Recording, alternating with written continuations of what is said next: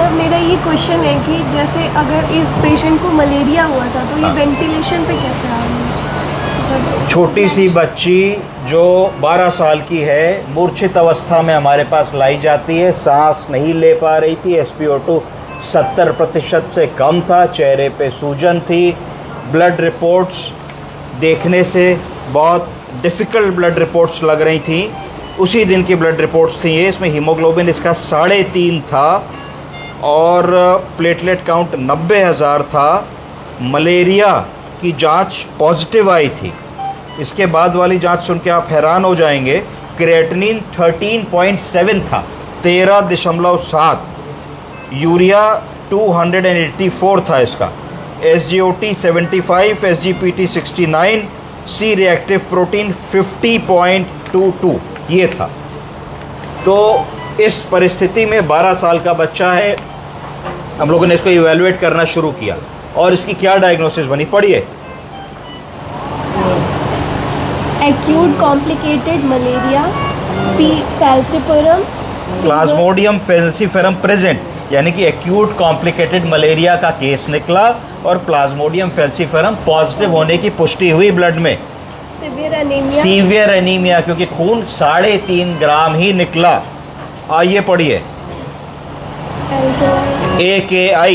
AKI का मतलब हुआ एक्यूट किडनी इंजरी, क्योंकि क्रिएटिनिन कितना निकला 13, यूरिया कितना निकला 200 कुछ, acute kidney injury. Thrombocytopenia, platelet कम थे तो थ्रोम्बोसाइटोपिनिया बोला हम लोगों ने। अंडर इवैल्यूएशन कि क्यों थ्रोम्बोसाइटोपिनिया है, भी और आगे जाएंगे कि डेंगू तो नहीं निकला, चिकनगुनिया तो नहीं निकला, कोई और बोन मैरो की डिजीज़ तो नहीं निकली। इस प्रेजेंटेशन से बच्चा हमारे पास आता है। क्या और हिस्ट्री ये बताते हैं, ये बताते हैं कि इनको 15 अगस्त से बुखार आ रहा था, दवा दी, लोकल डॉक्टर के साथ दवा दी। आजमगढ़ एरिया के आसपास के लोग थे, वहाँ पे इनको निमोनिया जैसी डायग्नोसिस बताई गई, कुछ लोकल ड्रग्स दी गई। फिर ये कहीं और गए, फिर वहाँ पे डॉक्टर साहब ने इनको कुछ ड्रिप्स वगैरह दी। अल्टीमेटली इनकी कोई स्टैब्लिश डायग्नोसिस नहीं हुई और ये एक तरीके से काफ़ी डिटेरियोरेट होकर के आई। अब मज़े की बात देखिए, अगली जांच देखिए। इस बच्चे में जब आई तो पिंक फ्रॉथी स्पूटम आ रहा था और SpO2 उसका 70% था, हार्डली शी कुड ब्रीथ। इनको इंटुबेट करना पड़ा। तो जैसे ही हम लोगों ने इनको इंटुबेट किया है, pink frothy sputum ET tube से आता ही चला गया। पिंक फ्रॉथी स्पूटम कब आता है? LVF में आता है, लेफ्ट वेंट्रिकुलर फेल्योर। तो अब हुआ क्या कि मलेरिया, कॉम्प्लिकेटेड मलेरिया, उससे क्या हुआ, उससे मरीज को सेप्टिसीमिया हुआ, निमोनिया हुआ, सांस लेने में दिक्कत हुई, रीनल फेलियर हुआ, थ्रोम्बोसाइटोपिनिया हुआ, प्लेटलेट काउंट्स कम हुए। इसके बाद क्या हुआ? इसके बाद जब यूरिन आउटपुट इसका ड्रॉप हो गया या बंद हो गया तो LVF में चली गई। इसका प्रो BNP मार्कर कितना है अभी मैं आपको दिखाऊंगा। इसका प्रो BNP मार्कर कितना है मैं आपको दिखाऊंगा। पढ़िए, प्रो BNP मार्कर की वैल्यू कितनी है?